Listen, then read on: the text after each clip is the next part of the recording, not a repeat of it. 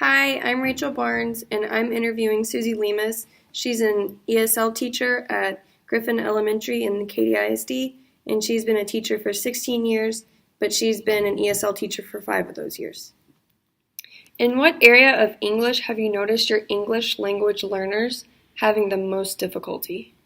Many of the English language learners in my classroom have difficulty mastering academic language, just because we talk about it in class, but they don't go home and use it, either because their families don't speak English, or, it's just not language they use with their peers when they're playing outside or at home. So what part of English have you noticed your English language learners struggling the most? Well, there's a couple of things they struggle with in my classroom. I know the first one and the most big one is curriculum. My ESL kids are expected to be at the same level as the non-English language learners, and sometimes even the kids that first language was English, they struggle with it.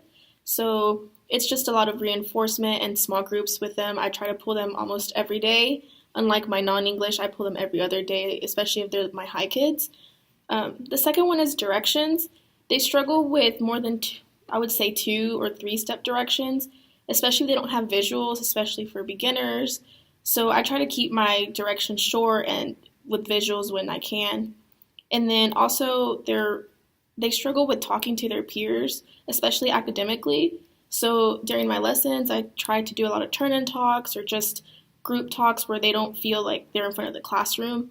So that's another thing. I don't put them in front of the classroom when they're not ready. So I make sure they're ready before they talk alone.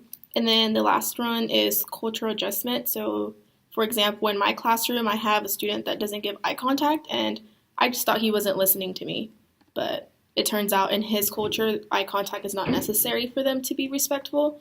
So I had to adapt myself to that and understand that he's not being rude. Rather, he's just, that's his culture. Okay. Do you notice any difference in your ELL students' comprehension compared to your other students who are not ELL? No, for the most part, they are the same as the non-ELL with a couple of exceptions. So in my class, some of my kids have difficulty communicating in English, whether it be simple sentences or academically. But we do have some things in place to make sure that they're successful just as much as our non-ELL. So for example, we have paraprofessionals that come in and do a small group with them, or they get pulled out for extra time and more one-on-one time, which is I feel like is what they need for reading comprehension. And I also have dictionaries available for them, like they know where that is. I try to put a lot of visuals up for them when we're learning concepts that I feel are abstract or a little tricky for them.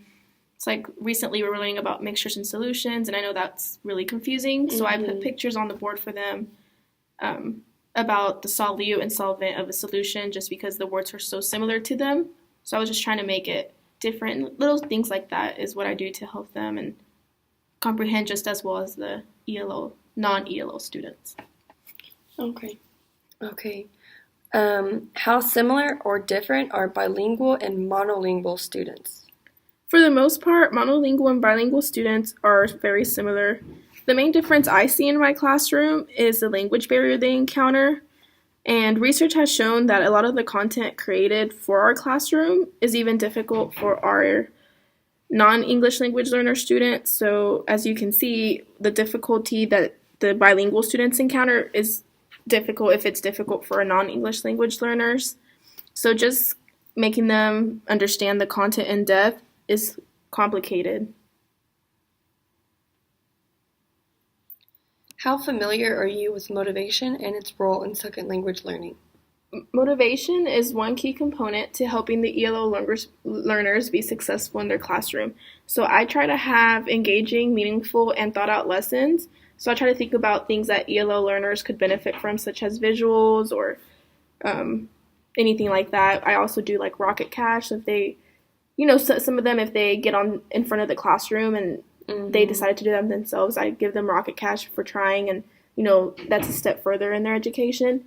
And another thing is interactive word walls, just having word walls visibles for them to look at. So when they're writing, it comes handy because they can just look at the wall with the definitions and with visuals and things like that.